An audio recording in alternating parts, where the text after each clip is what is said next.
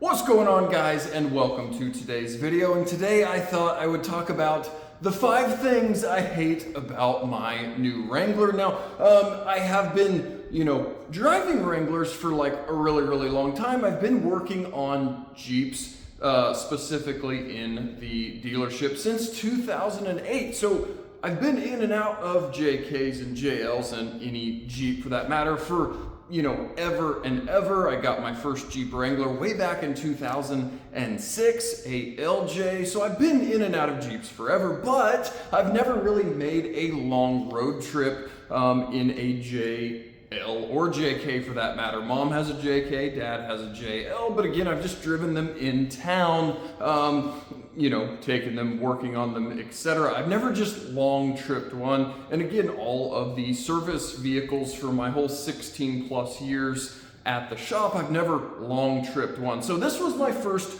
long trip in a JL, and goodness gracious, I quickly made a list of things that are bad or a complaint or I wished weren't the way they were, if you will. So I thought I would go through them all, and yeah, I know some of these are going to be first world complaints.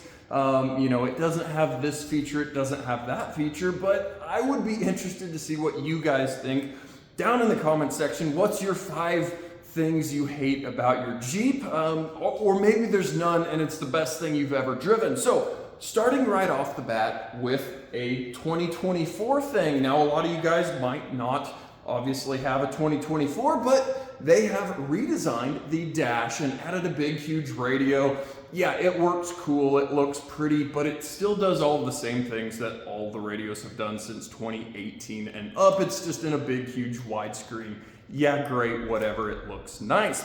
But the fact that we've had to put a big, huge, wide screen on the dash has removed our large vents that used to be on the left and right of the radio screen. Nice, big, huge, round vents have now been replaced with real skinny, just really squinty row of vents here down at the bottom. And you might think that would be fine. Who cares? But man, maybe mine's broken, but this thing has like little to no airflow out of those center vents. It is pretty darn bad. I jump into Mom's. I just worked on Mom's 2015 JK and noticed so much more airflow coming at me versus this darn 24.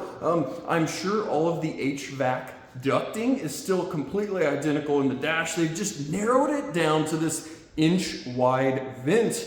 And yeah, the airflow is absolutely restricted. I've got both of those vents aimed at me and I still really don't feel much air. I've got the airflow turned way up. Now, yes, my left driver's vent is blowing air on me, but the middle vents are so low, being under the radio now, and they're so darn small, it is very lacking on airflow. Now, the few of you guys out there that are in 24s, maybe comment down below and say, hey, mine is completely fine. Maybe mine's messed up and I need to tear the dash out and fix it. But that's what I notice when I'm, got the AC on going, man, both these vents aimed at me. I don't really feel anything all the way to my face. Yes, I can put my hand there and feel it, but there's just not much airflow out of these 24s on those center vents. So that's my first gripe, that we've got a big, huge, pretty screen, but we lost airflow. And I guess I'd kind of rather have air conditioning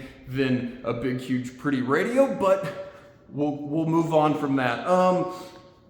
The second thing is also not, I guess, specific to a 24, but maybe specific to my Jeep. Now, this is a Extreme 35 package that was also optioned with 488 gears, so maybe it is just a programming thing. But like I said, just went on a long highway road trip on this thing and cruising 80 miles an hour down the turnpike.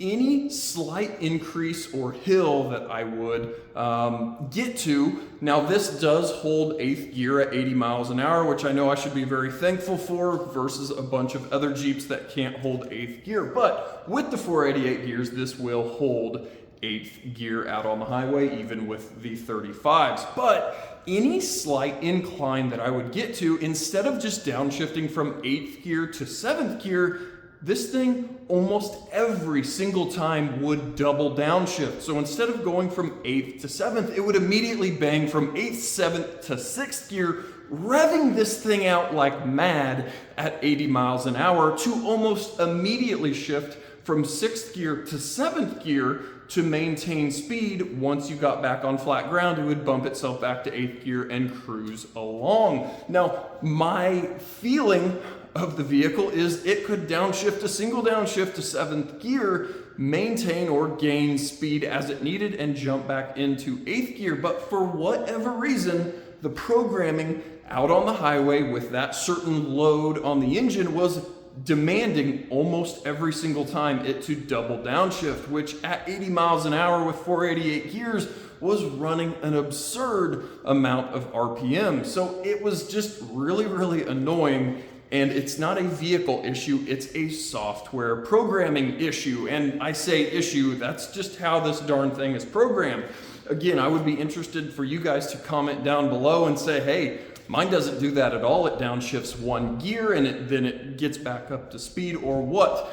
The TRX with the same 8-speed transmission, obviously it's got a little bit more horsepower in it, but it downshifts a single downshift, gets up to speed and goes. This thing, like I said, was just revving the absolute heck out of this poor 3.6 liter going down the highway on any incline, needing to double downshift for absolutely no reason, considering it immediately shifts back to 7th gear. So crappy programming from the factory for the transmission. Just downshift once, Jeep, and gain speed and go back to 8th gear. So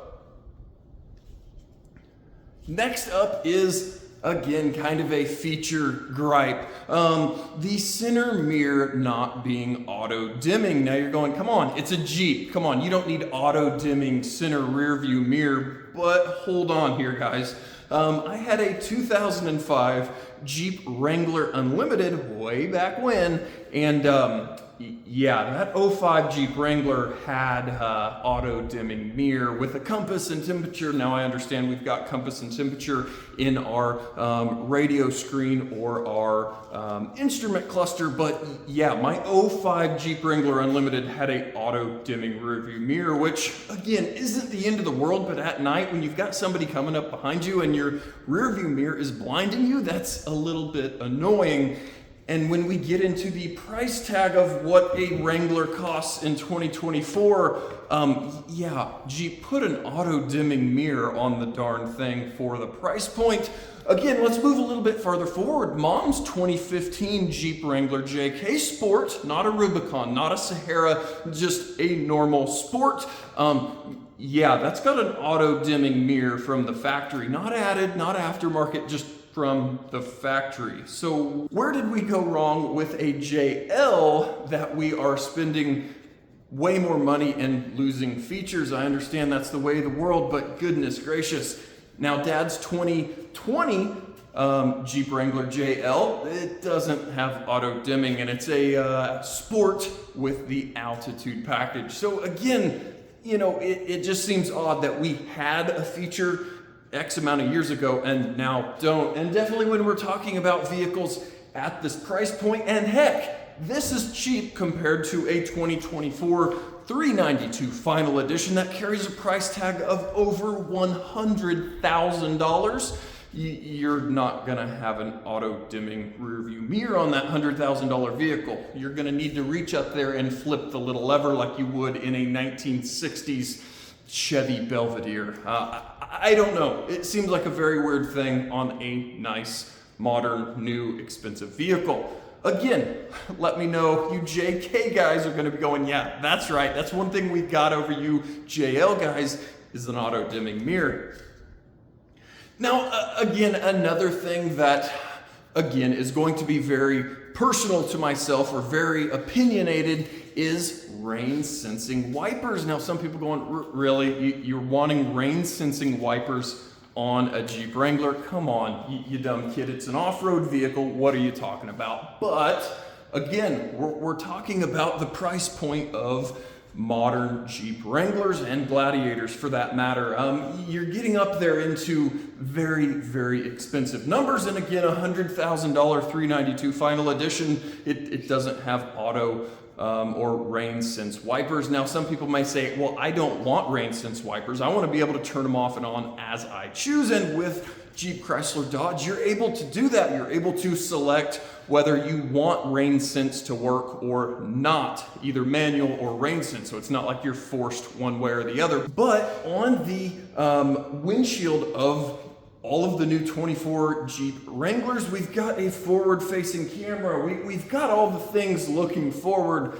Just throw rain-sensing wipers on the darn thing, again, for the price point. On a long road trip, I really do appreciate it in the TRX. You're able just to throw it on a intermittent setting, and when it starts raining harder, the wipers go quicker. When it stops, you don't have to constantly be adjusting your wiper speed or turning them on, turning them off. You just leave them on forever and you never touch it again. So again, a little bit of a first world problem crying about not having rain sense wipers, but I'm just trying to kind of help justify the cost of these darn things with the lack of features on them.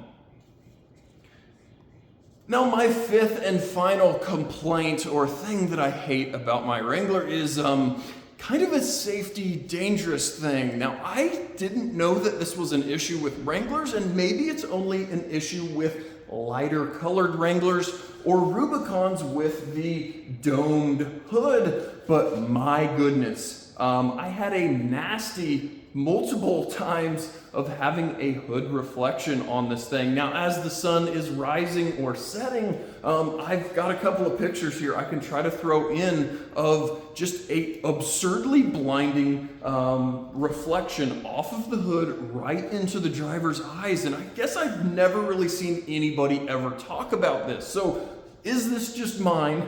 Is it just white? Is it only because it has a Rubicon hood that is domed up and reflects back in your eyes? But it's been pretty bad. Again, my first long road trip is the first time I noticed it, and it was almost very dangerous. I was holding my hand up in front of me, blocking this reflection as I was driving down the highway at 80 miles an hour. Now, yes, I could have thrown sunglasses on or something like that, but I didn't really have any with me. So I was just forced to drive one-handed with the other hand just, moving around blocking this reflection. And I, again, have never seen anybody mention this on any sort of Jeep, forums or something like that. Now, I also have it almost every single morning if I'm driving this thing, going into the sun, going to work, and then going into the sun, coming home from work. I've noticed this multiple times, just an offensively blinding light here or reflection on the hood. So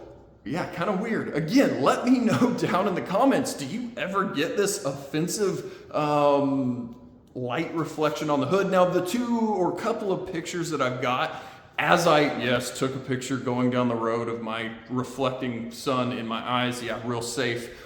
But the picture definitely did not convey the amount of brightness that just was pouring into the windshield. So you'll see a little bright spot or light spot reflection there on the hood, but my gosh, what a weird deal that I haven't heard of before. So maybe it's a normal Jeep thing and everybody just deals with it, throws their sunglasses on and rolls down the road. But let me know if you have run into that also.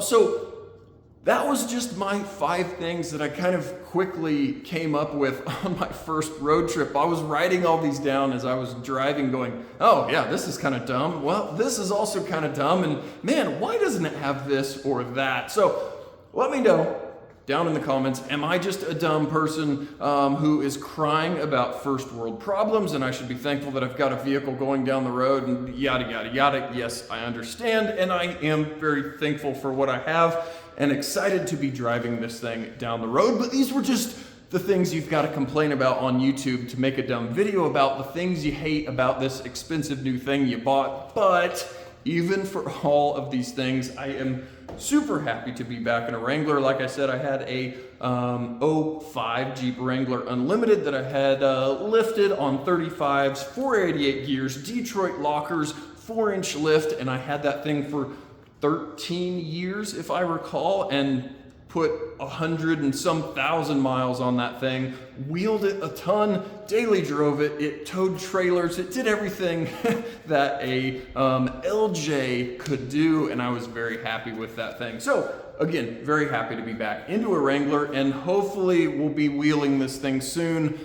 We were supposed to go wheeling this weekend, actually today, but yeah, we've had just so much rain. Everywhere is just an absolute mud pit. So we decided to take the dry ground and hopefully postpone our trip for another weekend. So we will hopefully be wheeling this darn thing. I think we've got a few more skid plates to put on in an upcoming video, and then we'll actually wheel it. And I know I've been saying that every single Jeep video, that we'll be actually wheeling it shortly, and then I still make videos of not wheeling it. But like I said, it'll eventually get dirty. It won't just be a pavement princess, and we'll hopefully go up and scratch everything up underneath, hopefully, not up top on the shiny side, because that's gonna be kind of painful on a new Jeep. So guys, thanks for coming out into the garage with me and listening to me complain, you know, the world's tiniest violin here on my new 2024 Jeep Wrangler. And again, I would love to read your comments on what things are annoying or that you hate about your JK, JL, JT, TJ, JL, whatever you got, let me know down in the comments. And yeah, guys, as always, thanks for watching, and we'll catch you guys next time.